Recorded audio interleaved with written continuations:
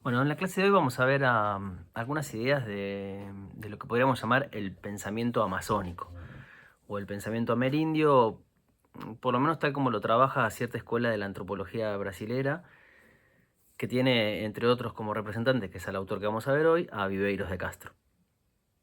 Eh, para sintetizar, o por lo menos para plantear qué es lo que queremos tomar de todos los estudios que se han hecho sobre el pensamiento amazónico, que es bastante amplio, vamos a decir que nos vamos a centrar en la cierta crítica que la antropología contemporánea y si quieren la filosofía y el pensamiento en general contemporáneo vienen haciendo a ciertos dualismos. Eh, Ciertos dualismos que son herencia del pensamiento occidental.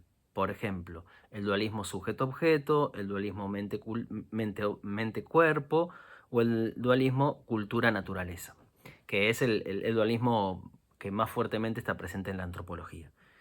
Es decir, hay algo en el pensamiento occidental que hemos heredado y que lo hemos naturalizado fuertemente y que hace ya unos cuantos años que se viene criticando, que es que la realidad parece dividirse en dos partes, que tiene dos ámbitos, dos topoi, ¿no?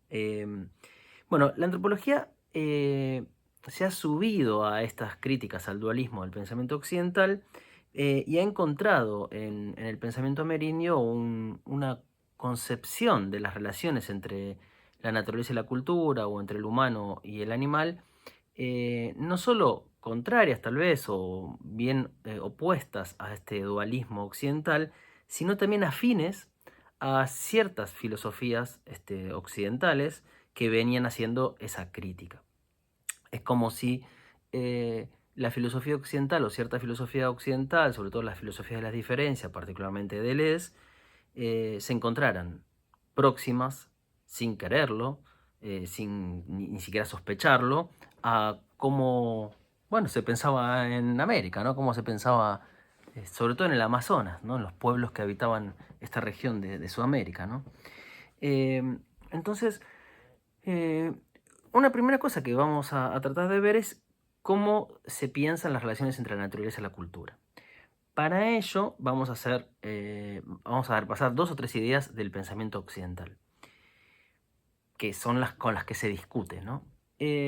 Primero, para entender cómo Occidente comprendió a la naturaleza, recordemos que la comprende como compuesta de sustancias en el sentido aristotélico, lo hemos visto en otras clases. Esto es, seres que están definidos cada uno en sí mismo, que está como contenido en sí mismo el ser, ¿no? Digamos, la concepción que solemos tener. Yo soy un humano por ciertas cualidades que se encuentran dentro mío. Y esto es una lapicera por ciertas cualidades que se encuentran en la lapicera, independientemente de lo que aparezca en una regla, ¿no? Es decir, la regla tiene sus cualidades, la virome tiene sus cualidades y son independientes unas de las otras. Eso es entender a los cuerpos como sustancias. Además, la Occidente ha pensado los seres en la naturaleza como especies. Esto viene de la clasificación que hizo Linneo, en donde la naturaleza está compuesta por grupos y subgrupos, en donde cada uno de esos grupos está definido también por características propias, de tal forma que yo tengo la especie humana que tiene ciertas cualidades la hacen independiente de, no sé, la especie de un pájaro, por ejemplo, ¿no? O de una lombriz. Son seres distintos, seres distintos.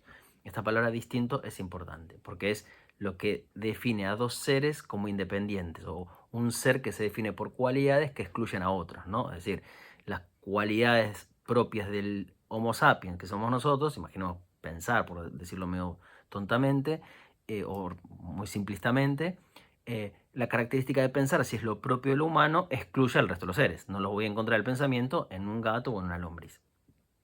La naturaleza está hecha de sustancias, las sustancias en la naturaleza se ven como especies, y además, y acá voy a empezar a explicar lo que va a retomar Viveiros de Castro, y además, Occidente ha pensado que existen como dos ámbitos de ser, por lo menos para el humano, que es el ámbito de la naturaleza y el ámbito de la cultura.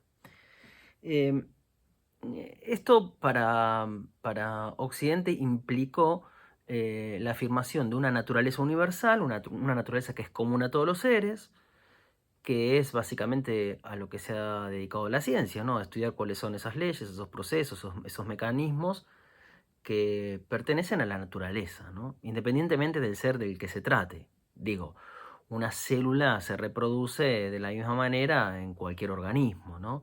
O, no sé, la fuerza de la gravedad opera del mismo modo, sea una piedra o sea un árbol que están cayendo, ¿no? Es decir, entendemos que lo natural o la naturaleza es algo del orden de lo universal, ¿no? Hay ciertos procesos biológicos que están presentes en el humano y que están presentes en un animal y que están presentes en una planta, ¿no? Si vemos que son los componentes de la célula, vamos a encontrar que, bueno, con diferencias, pero las leyes y los procedimientos que regulan las células en una planta son los mismos que los que le regulan la célula a los humanos, ¿no? Entonces, Occidente ha pensado que hay una única naturaleza, que es la misma en todos los seres, y que los humanos la compartimos, porque en definitiva nosotros formamos parte de la naturaleza, y ese fue uno de los grandes méritos de Darwin, ¿no? De haber ubicado definitivamente al humano en la naturaleza. Eh, y eso es que estaba sujeto a las leyes de la naturaleza. Pero al mismo tiempo, Occidente también ha pensado que el humano crea algo más, es algo más que la naturaleza, ¿no? En los autores que hemos visto de la antropología filosófica tradicional, que postulaban la tesis de la excepcionalidad humana, podíamos ver que el humano, aunque tenía algo común con los animales y las plantas y todos los seres naturales, tenía un plus distinto, otra vez esta palabra, distinto, una característica excepcional que lo apartaba del resto de los seres, ¿no? Y que precisamente esa característica distinta o excepcional era de algún modo el origen de esa otra dimensión en la que vive el humano, que es la cultura, ¿no? Si pensamos en Cassirer, ok, el equipo simbólico o el símbolo, que no está presente en los animales ni en las plantas, es aquello que crea la cultura, ¿no? Entonces los humanos respondemos culturalmente o simbólicamente. De tal manera que entonces había una única naturaleza y Occidente pensaba que había además otro plano, que era el de la cultura, pero que estaba compuesto por muchas culturas. Una única naturaleza y muchas culturas. Bueno, esto es lo que podemos ver, ¿no? Es decir, siendo la naturaleza la misma, las leyes son las mismas para todos los seres, culturalmente hay sistemas diversos, ¿no? Hay variabilidad cultural, ¿no? Podemos pensar en sistemas de parentesco de una cultura que son distintos a los de otra, ¿no? Lo que para mí puede ser mi tía, en otra cultura puede ser mi madre también. O términos culturales o prácticas culturales como, no sé, modos de tejer o formas de cocinar o prohibiciones respecto de ciertas comidas. Todo eso va variando según las culturas. Entonces parece ser que los humanos pertenecemos a la naturaleza de manera universal que compartimos con todos los seres. Y por otro lado, tenemos otra dimensión que es la cultura, cuya característica eh, como esencial es su diversidad. Hay muchas culturas. Una naturaleza, múltiples culturas. Una naturaleza, múltiples culturas. Esta idea, eh, que, bueno, en principio da cuenta de esta característica del pensamiento occidental, que es el dualismo, que postula que entonces hay dos ámbitos de ser, el natural y el cultural, eh, supone al mismo tiempo esto que dije antes, que era la tesis de la excepcionalidad humana, ¿no? Es decir, la idea de que el humano, bueno, es un ser distinto. Ese ser distinto no solo es lo que nos permite vivir en la cultura, sino lo que nos pone por encima de la naturaleza. Es decir, no solo que tenemos una característica que el resto de los seres no tienen, sino que además que esa característica nos ubica en un lugar ontológicamente superior, ¿no? Nos pone por encima, no solo apartados, no solo somos distintos, estamos separados de la naturaleza, sino que además ocupamos un lugar jerárquico, ¿no? Es un poco la idea moderna, ¿no? Del ser humano que puso al humano en el centro de todas las cosas y como dueño absoluto de todas las cosas, ¿no? Aunque digo que es moderna, viene desde antes. Lo que pasa que en la modernidad creo que eso se realizó finalmente, ¿no? Pero viene, si quieren, desde la idea bíblica, ¿no? Cuando Dios nos expulsa del paraíso, nos dice, ok, ahí está la naturaleza para que la utilicen, ¿no? Para que la exploten, trabajen. Es decir, todo el mundo natural pasa a estar al servicio del humano, ¿no? Es decir, el modo en que nos relacionamos con la naturaleza tiene el interés humano como el primer y casi único criterio, ¿no? Esa manera de organizar las relaciones con la naturaleza se volvió real en la modernidad, ¿no? Es decir, a partir de la modernidad el humano empezó a relacionarse con la naturaleza, a organizarla, a modificarla, a tratarla según el interés humano. Parece casi una obviedad y una tontería decir otra cosa, pero hay que poder decirlo, que es que, bueno, si nosotros criamos como criamos a los animales, lo es según el interés de los humanos, porque nos conviene respecto de las características que queremos que tenga la carne de un animal según nuestro paladar, o según la rentabilidad que vamos a extraer, ¿no?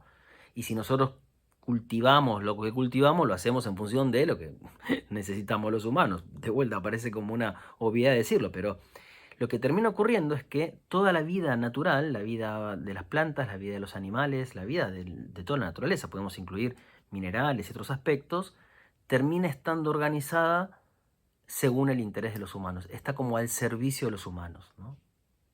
Bueno, eso no siempre fue así. Tendríamos que ver en otros autores, pero podemos pensar, un autor que está bastante cerca de toda esta línea que vamos a ver con Vivero de Castro, es el antropólogo Tim Ingold. Y este antropólogo inglés, que tiene unos libros fantásticos, en un artículo del principio de los años 80, en donde él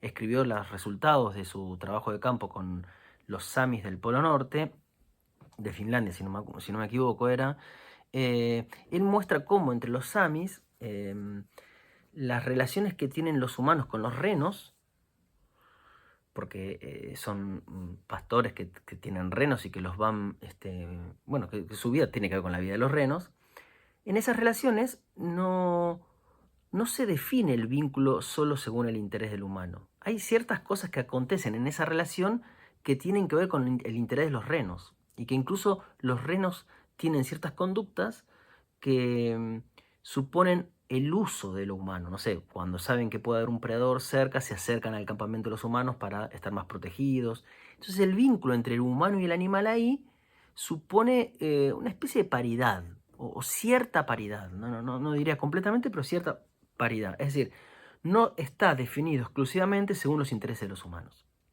Bueno, así podremos dar miles de ejemplos de otras culturas que por supuesto no serían occidentales, ¿no? Ni modernas. Bueno, esta idea entonces como de la preeminencia del humano en los vínculos con la naturaleza supone lo que hemos visto en clases anteriores, que es como el antropocentrismo, ¿no? De la concepción que Occidente tiene respecto de lo que es tanto el humano como la naturaleza, los animales, las plantas, etc., ¿no? Es decir, esta idea de la tesis de la excepcionalidad humana, fuertemente asociado al pensamiento europeo, supone que el humano ocupa el lugar central de del cosmos, ¿no? De la realidad. Bueno, tal vez si quisiéramos hacer una crítica a esto, una crítica al dualismo, una crítica a la idea de las sustancias, una crítica a la idea de la centralidad humana, podemos empezar con una cita, perdón, de Nietzsche que creo que viene bien para lo que hay que ver de cómo cambia la perspectiva respecto de las relaciones entre el humano y la naturaleza en el pensamiento masónico. Nietzsche, en El Anticristo, dice esto: al hombre ya no lo derivamos del espíritu, de la divinidad, hemos vuelto a colocarlo entre los animales. Él es para nosotros el animal más fuerte, porque es el más astuto. Una consecuencia de esto es su espiritualidad. Nos defendemos, por otro lado, contra una vanidad que también aquí quisiera volver a dejar oír su voz. Según ella, el hombre habría sido una gran intención oculta de la evolución animal. El hombre no es, en modo alguno, la corona de la creación. Todo ser está junto a él, a idéntico nivel de perfección. Bueno, esta cita de Nietzsche que tiene como un aire a Spinoza, eh, para los que conozcan a Spinoza, sobre todo en esta idea de que tiene idéntico nivel de perfección, ¿no? Es decir, el humano está junto al animal, ¿no? El humano es un animal. No quiere decir que seamos iguales a los animales. No, no, hay una multiplicidad de seres en la naturaleza. Seres que son diferentes, eso es multiplicidad. Hay diferencias. Lo que no somos es seres distintos. Recuerden que lo distinto era lo que está separado, ¿no? El ser que está definido excluyendo a los otros seres. Bueno, somos diferentes pero no distintos, ¿no? ¿Eso qué quiere decir? Que estamos ubicados, como dice Nietzsche, junto al animal, junto al animal. Bueno, entonces, ¿qué es lo que cambia con el pensamiento amazónico? ¿Cómo pensaron los pueblos del Amazonas? Y en realidad, en algunos casos, fuera del Amazonas también, ¿cómo pensaron la relación entre la naturaleza y la cultura? ¿Cómo pensaron la cultura, ¿no? ¿Y qué era lo específicamente humano? Bueno, hay una cosa bastante extraña en esto, e interesante, porque estos pueblos decían, por el contrario, que existía una única humanidad o una única cultura y muchas naturalezas.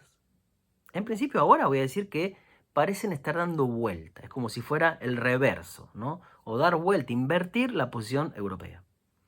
Mientras que en Europa había una única naturaleza y muchas culturas, en el Amazonas o en el pensamiento indígena hay una única cultura y muchas naturalezas.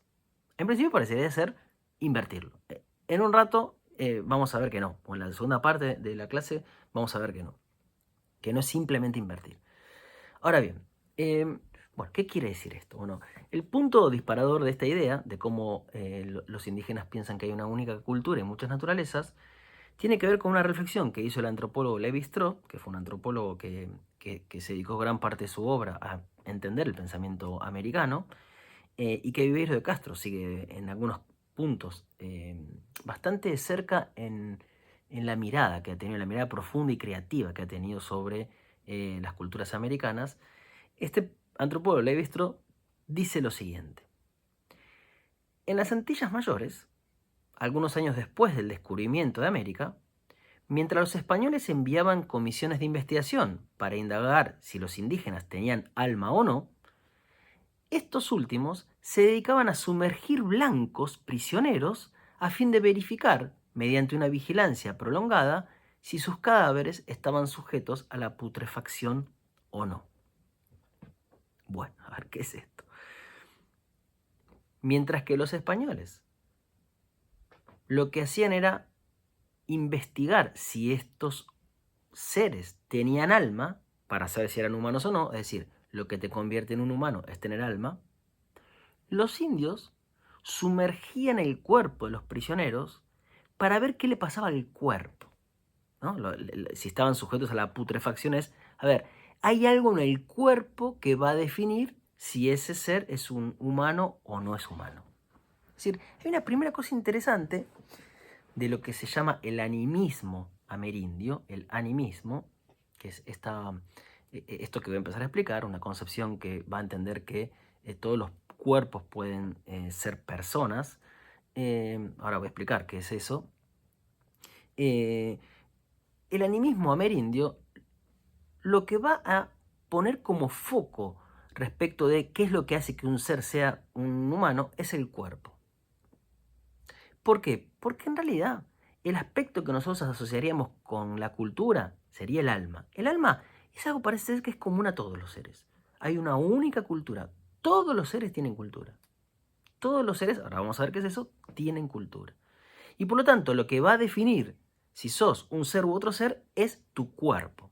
Ahí parece como, de vuelta, haber dado vuelta cuál es el rasgo propio de un ser. Para el pensamiento amerindio, la clave de un ser es su cuerpo. La vida pasa por el cuerpo. El cuerpo es, para el pensamiento amerindio en general, en este aspecto y en otros, el concepto que define cómo vivían, cómo entendían incluso las relaciones de parentesco, ¿no? Lo que pasa en el cuerpo, las transformaciones corporales, las transformaciones de la materia, los consumos de la materia, en sentido, si quieren, como marxista, la producción material, su distribución y el consumo. Voy a cazar, cómo distribuyo el alimento entre mi familia o la tribu, qué como, cómo consumo ese alimento.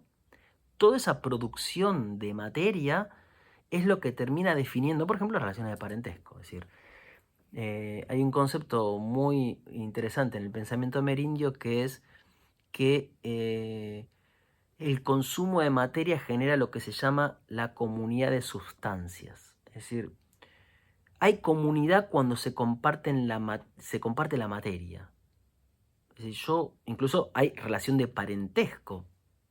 Esto es raro para nuestro pensamiento. Hay relación de parentesco cuando comparto materia. Es decir, un padre y una hija que comen juntos del mismo lugar, que toman de la mano con la misma comida, o que se dan de comer, ese intercambio de sustancias, esa comunidad de sustancias es lo que liga el parentesco. Si en algún momento esa hija y ese padre se separan y uno se va a ir a otro lado, el pensamiento amerindio tiende a pensar que ahí se está rompiendo la relación de parentesco. Es decir, es lo que pasa por el cuerpo, lo que define en este caso lo que es una familia o lo que es una comunidad, ¿sí? Hay comunidad, hay familia, hay vínculo cuando hay intercambio de materia. Bien, entonces, ¿qué quería decir con esto? Que lo primero que vamos a ver del pensamiento amerindio es que hay un cambio de perspectiva respecto de por dónde pasa lo que define a un ser. Y lo que define a un ser pasa por el cuerpo. Pasa por qué es ese cuerpo y qué características tiene. Lo que pasa es que, como vamos a ver más adelante, esas características corporales ni siquiera son fijas. Ni siquiera que los cuerpos siempre tienen las mismas características. No es que por, no sé, haber nacido de dos humanos, mi cuerpo ya es un cuerpo humano. ¿Sí? Una costumbre de algunos pueblos del Amazonas, una creencia, es que, por ejemplo, este bebé que acaba de nacer hay que garantizar su humanidad. Y este bebé se va a transformar en un cuerpo humano cuando empieza a compartir, por ejemplo, la comida con su familia. Pero su identidad humana, es decir, su cuerpo humano es como frágil. Puede ser robado en cualquier momento por un animal. Y entonces, en vez de ser un humano, se transforma, no sé, en un mono. Es decir, el cuerpo es lo que define al ser de los seres, pero al mismo tiempo, esos cuerpos no son cuerpos como entendió Occidente, con la idea de la sustancia, cada uno con ciertas cualidades propias que le pertenecen y que son siempre mías. No, lo que sea mi cuerpo va a depender de las relaciones que tenga con otro cuerpo. Eso es lo que vamos a ver más adelante. Lo que me interesa ahora es este cambio de perspectiva respecto del alma y el cuerpo. Alma tienen todos los seres, cultura tienen todos los seres, porque hay una única cultura, que era de los indios, ser cazadores, tener familia, etc. Ellos creen que todos los seres tienen cultura. Y después el cuerpo es lo que va a terminar definiendo qué lugar ocupas, qué perspectiva ocupas en el universo. Bien. Vivero de Castro dice, respecto a esto que estoy diciendo, en pocas palabras, la praxis europea consiste en hacer almas y en diferenciar culturas, ¿no? Es decir, la clave es ver si tiene alma y diferenciar culturas, ahí está lo humano, a partir de un fondo corporal material dado, la naturaleza. Es decir, hay una naturaleza que es común a todos y en esa naturaleza, en esos cuerpos, hay que ver si tienen alma. Si tienen alma, ¡pum!, pasan a ser otra cosa, humanos. La praxis indígena, sigue Vives de Castro, consiste en hacer cuerpos y en diferenciar las especies, a partir de un continuo socio-espiritual dado. Es decir, hay una cultura que es una sola, común a todos. Entonces, si somos todos comunes, ¿qué es lo que nos hace humanos o jabalíes o jaguares? El cuerpo. Bien. Dice, dado precisamente en el mito. ¿Por qué? Porque los mitos amerindios suelen contar, y eso es el mito, básicamente, americano al menos, suelen contar que en el origen de los tiempos todos los seres eran humanos. Es decir, en la concepción indígena, en el origen de los tiempos, somos todos humanos. El jaguar, el mono que fue a cazar, y yo humano que soy cazador. En el origen de los tiempos, antes de que existiera esta tierra, o este mundo, éramos todos igualmente humanos. Entonces, la clave es entender por qué o qué quiere decir que, aun cuando somos todos humanos, algunos parecen haber perdido la humanidad, parecen haber caído en la animalidad, ¿no? Es decir, cuando yo veo al jabalí, lo veo como un animal. Y si veo un mono, veo un animal. Y yo me veo a mí mismo como un humano. Entonces, si yo digo, che, pero en el origen éramos todos humanos, ¿qué le pasaban a esos seres, no? Entonces, acá también hay como otra inversión en el pensamiento amerindio, que es, nosotros solemos entender que había una naturaleza que era común a todos en el principio. Y en algún momento de esta naturaleza que es común a todos, un ser es como si hubiera asomado la cabeza, ¿no? Y salió fuera de la naturaleza. Y se ubicó en el ámbito de lo humano. Eso piensa Occidente, ¿no? Es decir, había una naturaleza en el origen y en estos tiempos aparecimos los humanos como algo nuevo.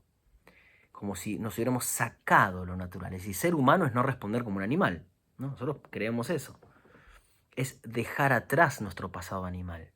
Esto es lo que piensa el pensamiento occidental, europeo, moderno. Diría que es un poco nuestro sentido común todavía en Occidente, ¿no? Por lo menos para los que tienen esa concepción occidental. Aunque después la filosofía del pensamiento europeo ha estado revisando estas cosas, como decía. Pero en principio esto es lo que el pensamiento hegemónico ha hecho, ¿no? En el origen había naturaleza y en algún momento aparece un ser distinto que es el humano. El pensamiento amerindio dice algo que aparentemente es simplemente invertirlo. Al principio éramos todos humanos y algunos parece que han perdido la humanidad. Y es como si se hubieran caído en la animalidad. Estuvieran como cubiertos de una ropa animal. Y entonces ahí los vemos. Animales por un lado y nosotros los humanos por el otro. Bien. La clave va a ser preguntarnos cómo entienden las relaciones entre el humano y el animal los pueblos amerindios. Si se acuerdan, entendemos que lo que es un cuerpo va a depender de las relaciones que tiene con otros cuerpos, ¿no? Porque yo les dije que este cuerpo que acaba de nacer en el recién nacido en una familia todavía no es un cuerpo humano, que hay que hacerlo humano. Y ese hacerlo humano, hacer el cuerpo, supone que, por ejemplo, un intercambio de materias, de comida, lo que fuera, de todas las materias, de muchas materias, ¿no? Es materia de la sangre, de la comida, del semen, de la tierra, del aire, de todas las sustancias que uno intercambia con esos seres que lo rodean. Es decir, si mi cuerpo se define por las relaciones, ¿qué sería relacionarme con un animal, ¿no? ¿Cómo entender las relaciones entre un humano y un animal? Bueno, esto es lo que vamos a ver en la segunda parte.